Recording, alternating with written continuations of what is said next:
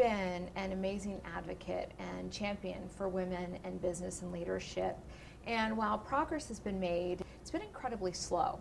What do you think accounts for the stagnation or the anemic numbers that we've been seeing year after year? To some extent, the problems that women face, the choices women have to make, have not changed. Until we're biologically re-engineered, those problems aren't going to change. And so some of the fundamental issues that have to support women's ability to make choices more easily and more flexibly are important. And I think the private sector has done some things, has led with more flexible work environments and policies. I think the U.S. is actually behind the rest of the world in some respects from a policy perspective. Why do you think that is? Well, I think because the private sector's led.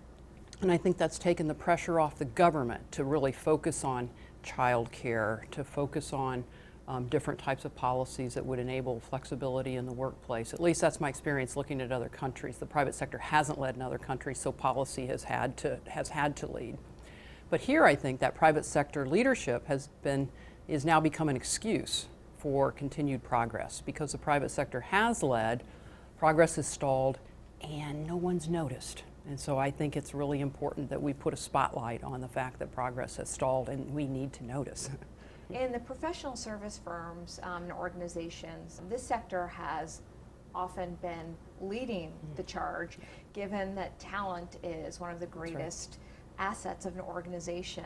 Why do you think other companies and other industries still haven't placed that as a priority? Are we diagnosing the problem wrong? Are we phrasing it wrong? I think we're slow to recognize the problem, and I think we're slow to recognize the solution, which lies in women. I do think in our profession, talent is the only thing we have, and so it is obvious for us that you have got to leverage the benefit of difference and the value of diversity, and that means you've really got to be focused on a diverse pipeline and believe in that, and recognize that the leaders of tomorrow are going to come from the underrepresented populations of today demographically, and that business case is really clear. So it's easy for us to get it. It's been harder for others to see the power of women as consumers, the power of women as entrepreneurs in their supply chain.